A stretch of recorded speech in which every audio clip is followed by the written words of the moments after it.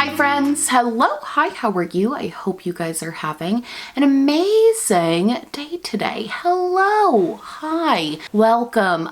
Today's candle of the day is Pheromones from the Jackie Aina Forever Mood candle collection. This is my second one of this particular candle. They're phenomenal. I absolutely love them. Anyway, can't recommend Forever Mood candles enough. I think they're incredible. But today's video, Today we're gonna be talking about the return of Shane Dawson. And here's the thing.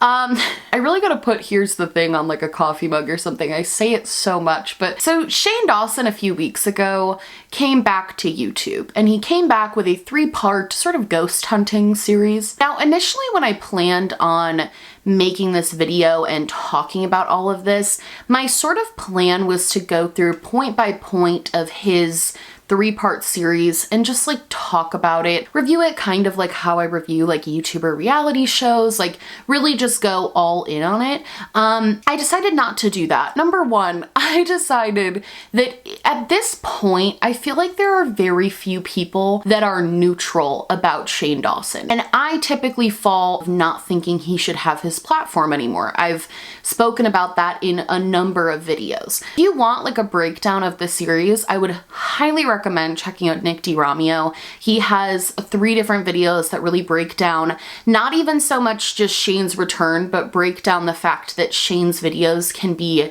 inherently confusing and lazy and hard to follow, and that his sort of direction in which he takes his videos can sometimes be really not great. And I've loved Nick's review of this series. I've loved the way that he broke everything down from a more cinematic perspective, and I think that his content is a really good example of showing how Shane Dawson often gets way too much hype for the kind of level and quality of content that he's putting out. With that being said, I do think that there's a sort of bigger picture conversation to have around Shane Dawson and his return to YouTube. And I think that that kind of goes into this whole idea, because what I was seeing across the internet, like as soon as he came back, basically as soon as he dropped his video, is this idea that cancel culture doesn't work. And this idea that like, it doesn't matter how hard or how well you try to hold people accountable. It doesn't matter what you lay out for people of like the sort of wrongdoings or a pattern of behavior of this person, because they can still come back to YouTube, get millions of views, and be put #1 on the trending page. And I found that concept to be really interesting. So that's kind of what I want to dive into today. I will give a little bit of an overview of at least the first it's probably the first 20 to 30 minutes of Shane's very first video, where he does sort of talk about what's going on. Not really, but he does kind of talk about it. But yeah, that's gonna be my video today. So if you're interested in that, keep watching. Also, today's video does have a sponsor because I anticipated getting demonetized, and that sponsor is ExpressVPN. Enjoy. Hi friends, Editing Me here, and today's video is sponsored by ExpressVPN. You guys know that I've been using ExpressVPN for a while now, and it's a company and service that I truly believe in. A VPN is a virtual private network that basically creates a secure tunnel between your device and the internet so that the countless pieces of information that you are putting out into the digital world cannot be seen or intercepted by a ton of different parties like your internet service provider that are trying to take and sell your data. A lot of people don't know this. I didn't before I started using ExpressVPN, but your internet service provider can see pretty much every website that you visit and can harvest your data, survey your data, and sell it to third parties who then turn around and try to show you targeted advertisements. ExpressVPN uses data encryption and IP masking that allows you to browse the web more anonymously and has servers in 94 different countries, so you have a wide variety of places that you can choose to appear from. ExpressVPN allows you to browse the internet unrestricted, so you can watch things on, say, Netflix that normally wouldn't be available in your home country. Like sometimes I'll switch over and watch something on Canadian Netflix, which is always great. They also have the fastest internet speeds of any other VPN provider. They have 24/7 customer service, and also it's super easy to use. You literally just fire up the app on your computer and connect it with one click. Find out how you can get 3 months of ExpressVPN for free by visiting expressvpn.com/SmokeyGlow, or click the link in my description box below. Thank you so much to ExpressVPN for sponsoring this video and keeping my data safe, and let's jump into the video. I'm gonna be completely honest here. When Shane's first video dropped, I did not care. I just didn't. I tried watching it and I just couldn't bring myself to care about the content or what he was talking about. I really had a hard time even getting through the 3-part series. And it's not because it wasn't kind of an interesting story he was telling. It's basically just like a ghost story. He's like ghost hunting. It wasn't that it was like not super interesting. It was just like difficult to get through because it was just kind of like, why? Why is this happening? That's kind of the first point I want to make just in regards to Shane, is that I think he was very strategic in the type of video that he was putting out for his comeback. While I do think that if you're coming back on YouTube after taking an extended break because of mass, I hate the word cancellation. I know I've said it like 10 times. To me, it's like being held accountable for your past patterns of behavior. That's how I feel about Shane. But I think that if Shane had come back with some sort of like genuine apology video and like really sat down and been like, this is why what I did was wrong. This is what I've learned from it over the past 2 years of taking a break from the internet. This is what I plan to do going forward to try and rectify that situation. I do think that that would have been much better received just from people in general. Like, I think that if he had actually been able to acknowledge what he did wrong in full, acknowledge everything, I think that that would have been better. However, I don't think that would have been the comeback that he particularly wants, because to me, I don't necessarily think that Shane wants to acknowledge the wrongdoing or to like keep explaining away all of these very large scale, I don't even like to call them mistakes because they were truly just like patterns of behavior. I found a really interesting video that came out a year ago when a lot of the stuff with Shane first came out. I don't know why I didn't see it at the time, but it was called Ranking Shane Dawson's Scandals. I cannot remember who the creator is. I'll put it in editing me, like put it right here, and I'll link the video down below. But it basically goes through point by point and talks about just like the absolute catalog of horrific stuff that he has done in his past career that have helped him and boosted him to where he is today. I don't think Shane wants to keep revisiting that because, number one, I think that he probably does genuinely believe that he's changed and that isn't a representation of him anymore.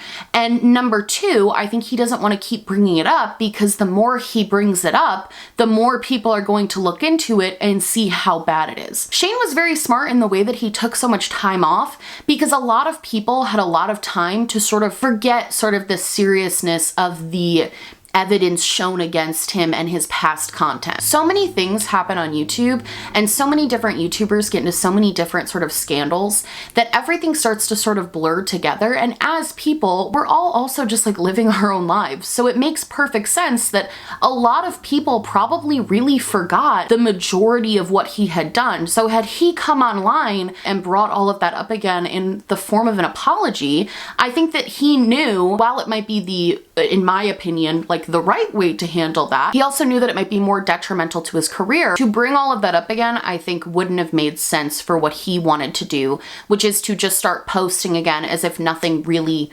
happened. Shane's way of addressing the past sort of controversy that happened was by doing the first like 20 minutes of the video, kind of saying just a lot of nothing. It was a lot of just like, I've learned, I've grown, I'm moving on, without addressing what he learned from, what he grew from, and how he was going to move on, not on YouTube or like creating content, but how he was going to move on to like rectify what happened in the past. And here's the thing, and I feel like this comes up in every Shane Dawson commentary video, is there's this narrative because all the comments are like, well, he's changed, he's grown, he's learned. You can't just say you've changed and then like everything goes away. Like, you can't have this real, if he had made like one mistake, I've said this before, but I think it's a point that needs to be hit home. Had he made just one mistake, it would be so much easier to be like, he's grown from that mistake. But this is like a career-long issue with him from videos as recently as like 2017, 2018 of him doing and saying really horrible shit. When it's something that deep and that serious, you can't just pull the I've changed and I've grown card. You have to actually show that. And so far, and especially based on the little he did talk about this situation, it doesn't really seem like he's changed and grown.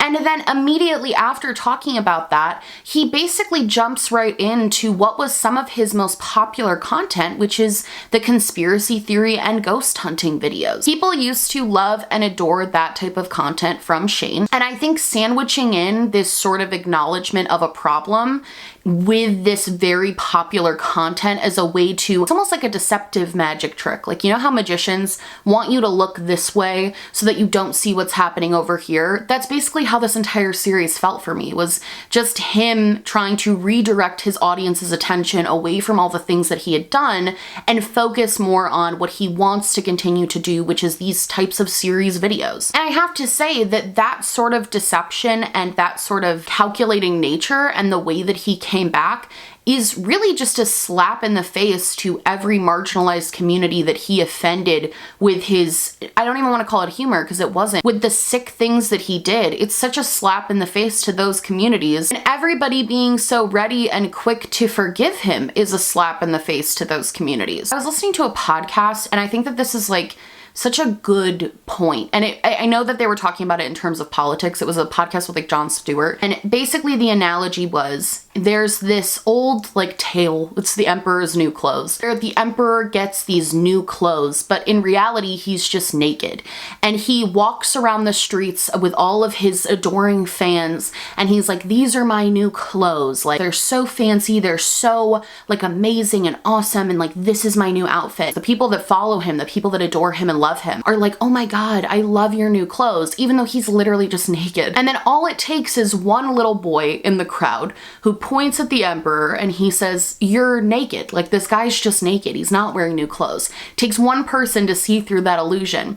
And then the entire crowd laughs at the emperor and is like, you're right. It's like the glass is shattered. Everybody can now see it for what it truly is, which is that the emperor doesn't have new clothes. He's literally just naked. In today's world, in terms of, this is like everything, but in today's world, instead of the other people catching on and being like, yeah, he's just naked. Like, Shane Dawson, he just did all this really awful shit. Instead of people acknowledging that and being willing to say like, yeah, even though this is a person I really like, they have flaws, they've done some really terrible stuff, people instead turn to the boy who pointed it out in the first place and say, how dare you? They attack the messenger. They attack the person who's trying to point out the obvious, who's trying to say what's true. And I think that this is so reflective. I was listening to this podcast and I was so mind blown because I was like, this is so reflective of internet culture right now and cancel culture and all of this other stuff. Is like, it almost gets to a point with these influencers, especially the really high profile ones who have a really, really severe pattern of behavior. I'm not talking about like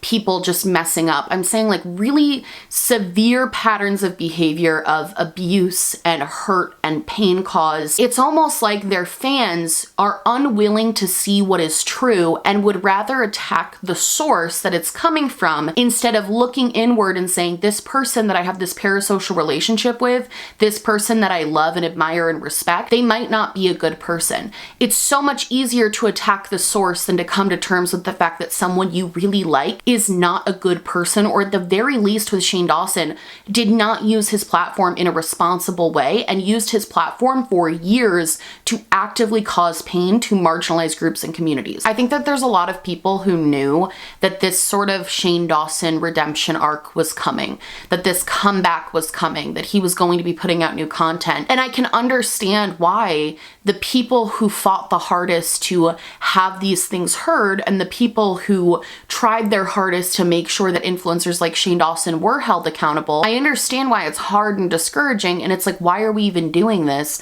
when they can come back, get millions of views, hundreds of thousands of likes? YouTube as a platform is literally promoting him, putting him #1 on the trending page and saying, this is the creator we stand behind. This is our #1 video on YouTube right now. By the way, YouTube is the platform that literally demonetized him when all of this was happening. There's no acknowledgement of that from them. There's nothing. He comes back immediately and they're putting all of their force and all of their resources into helping promote his content. And I think because of that success, it makes people start to sit there and wonder, like, why are we even attempting to do this? Like, what is the point? Nothing works. Like, all of these content creators with these terrible pasts and these terrible things they've done, they're gonna prosper no matter what. So what is the point of even trying to hold people accountable? I think where people have gotten it confused in terms of cancel culture, because again, I hate the term cancel culture because I think it's become so meaningless and a way for influencers to make themselves a martyr. I think what's important to talk about are the motives behind holding people accountable. I acknowledge that, and I believe that cancel culture exists in a sense that I think there are people always who take things too far on the internet when stuff like this happens. It's almost like you have like a fish bowl and you have a bunch of fish that are mad at one fish and they're really trying to hold that person responsible for their actions, but then you bring in this outside source of people who don't really care and just want an excuse to berate and make someone's life miserable and ruin someone, and that's where you start getting cancel culture. And then the voices of the people and the fish in this example who are trying to do good and who are trying to hold people accountable in a way that isn't going to make them want to hurt themselves. Those voices are often lost because the whole fish tank gets so polluted with this negativity and anger and really just doing vile things. And I think sometimes the message of what truly it means to hold someone accountable gets so lost because you have like 14-year-olds sending death threats to people, and that's never okay. You have people berating and harassing and saying horrific things to people that are sometimes just as bad as what they were saying. You have people stooping to their level essentially to berate them. And that in turn makes the person who's being canceled able to turn around and be a martyr. Say, look at me, everybody's being so mean to me, like what did I even really do? Really dumb about their actions. Like it gives the person being canceled every out in the world to never have to be held accountable for their actions. But I think what people need to remember, specifically in the case of people like Shane Dawson, is that cancel culture and holding people accountable was never started as a way to ruin someone's life. The whole point of bringing attention to when people have really negative patterns of behavior is to set an example that it is not okay and it is not acceptable to act that way. If you never call out when people are doing horrific shit, there's no precedent or baseline that stops people from doing it in the future. With Shane Dawson, what his career arc has shown us and what it continues to show us is that you can base your entire online presence on making fun of, mocking, and actively hurting every marginalized community that exists. You can make a platform off of that and you can be a millionaire and you can be successful and you can be profitable. And that is a dangerous precedent to be setting. That's why, and I've said this before and I'll say it again, that's why I genuinely feel like if Shane Dawson, of all people especially, actually gave a shit about the stuff that he's done in the past and actually wants to show that he's changed, that's why I genuinely believe leaving the platform is like the only option for that. You can't undo what you have built your platform off of. You can delete the videos, but the damage that was done for you to get to where you are currently cannot be undone. This wasn't just an oopsie, this wasn't just a mistake, it's a documented and detailed pattern of behavior that actively hurt other people. So in this case, yeah, it is a little bit more of an extreme holding someone accountable because the actions were extreme. But I think just in general, 99% of the reason people want to call other people out is to just set the fucking precedent that you can't just do this anymore. You can't be openly racist anymore. You can't be openly misogynistic, openly ableist. You can't have these disgusting patterns of behavior and get away with it anymore. It's not acceptable anymore. It never should have been in the first place. And I get why it's discouraging to see Shane Dawson come back, have all of this success, and it feels like all of that was for naught. All that anger and outrage was for nothing.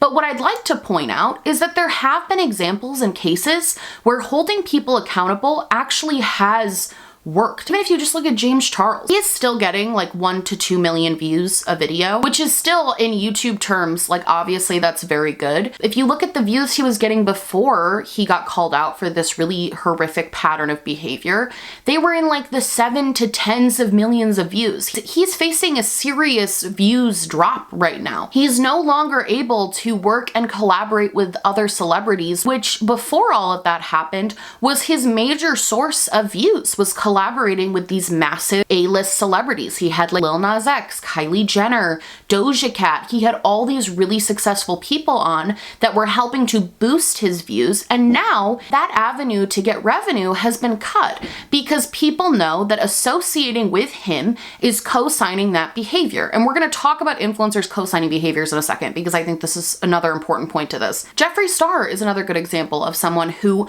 he like needs drama now to get views. He needs something dramatic in the title to get more than 1 million views on a video. And if you look at his past videos, he was again getting millions and millions and millions of views easily just reviewing makeup. That success has gone down. His makeup palettes that come out now, they're not selling out in 5 minutes like they used to be. There's not as much hype for Jeffree Star cosmetics in general as there used to be. And again, I'm not trying to say that the end goal of holding people accountable should be ruining careers, but when the offenses you did are directly tied to your career, then that is the appropriate avenue to go down where you're going to lose some of that. That's why in order to truly hold someone accountable and in order to truly send the message that if you do something like this, there will be consequences, that's why that's so important. And the thing is that we haven't really had time yet to see that happen to Shane Dawson. Shane Dawson came back in such an interesting and calculated way that we've never really seen someone do before, where he utilized his other YouTube friends. He has his fiance Ryland, who he was popping up on his channel for the past few months, popping up on his podcast. Morgan Adams, his Ryland's sister, he's popping up on that channel. He's been popping up everywhere. So even though he was technically off of his own channel and he was away, he was still showing up places. He was showing up on his Instagram stories like every day. He gave people time to slowly digest the fact that he was back before coming back with this big comeback video.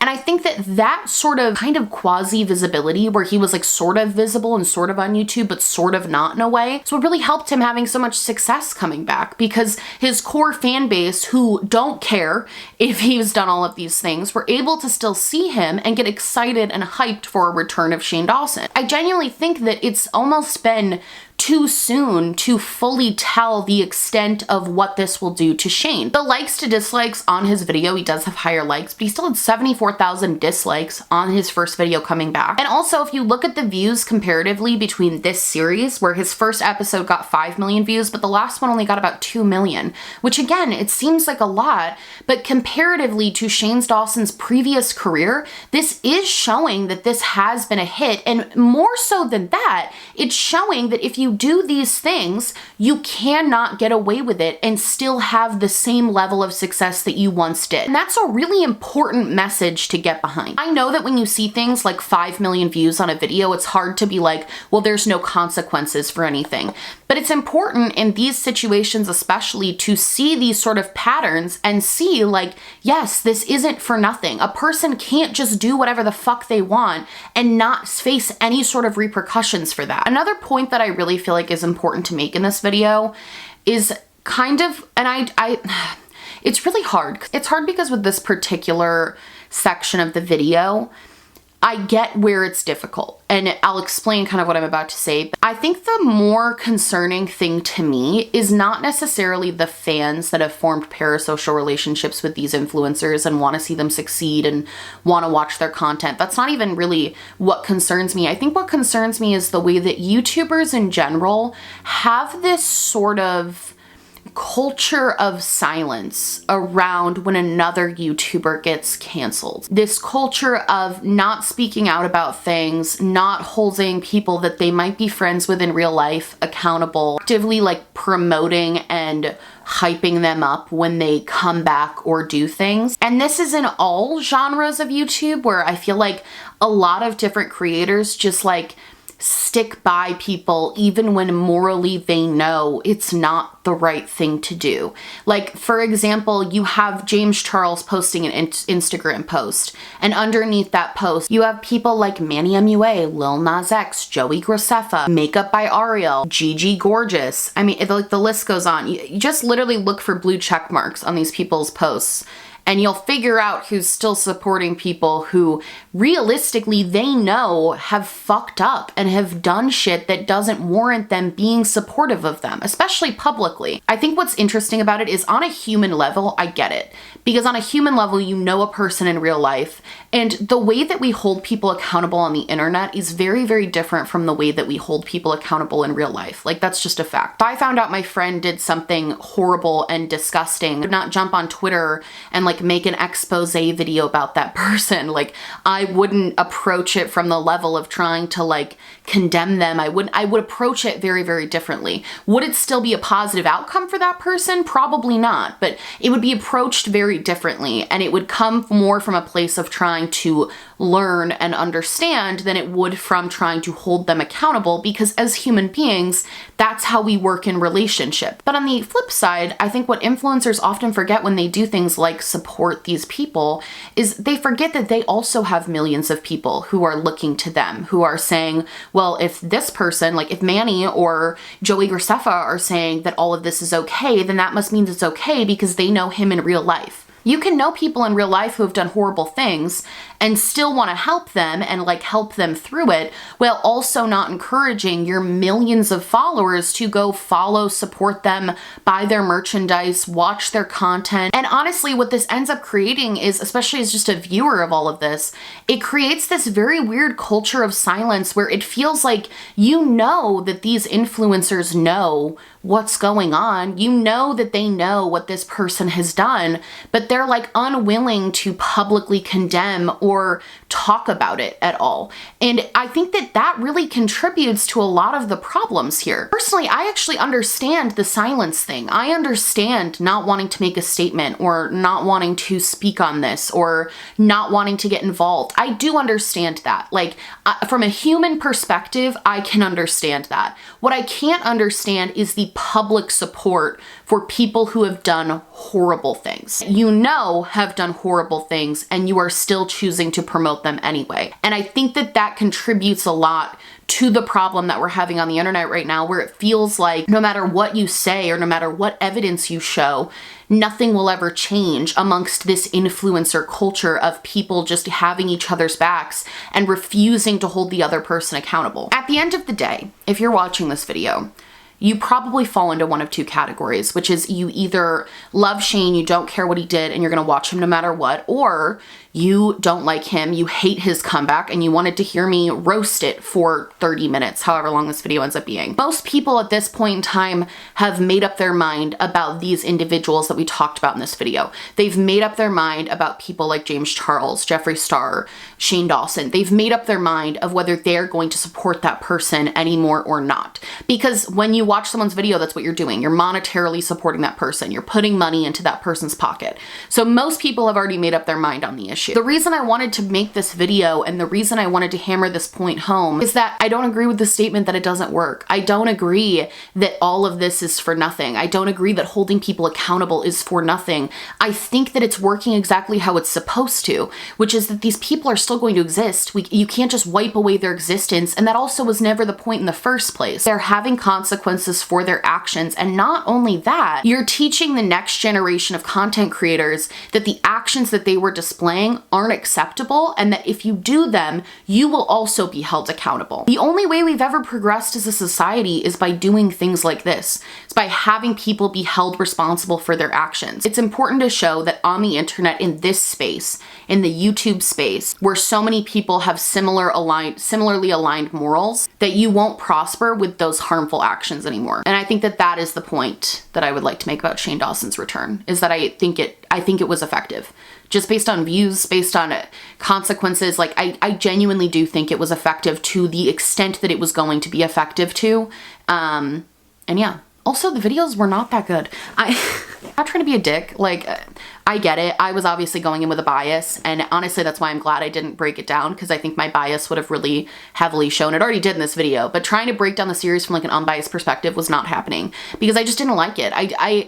It's kind of like in that How I Met Your Mother episode where like the glass is shattered, and now anything he does just annoys me, and it just on a petty level, it just pisses me off. I'm like, stop. Just see through it so clearly now. But I'm really excited to know your guys' thoughts on this video, and thoughts on this topic. I've been wanting to make this video for a while now, but it's just been hard to find the right words. So I hope that this is the right words. Full disclosure, I filmed this video a couple times now, different angles, trying to do it. So if this one makes it to the internet, I hope I said everything right and hope you guys like this video, and I'm very interested to know what you guys think about all this. But yeah, I love you guys so much. If you like this video, please like and subscribe, or just like, or just subscribe, or do neither. Honestly, just so happy you're watching me. Thank you so much for being here. My merch, my social media, and everything I am wearing on my face will be linked in the little products tag down below. And yeah, I love you guys so much, and I will see you in the next one. Bye!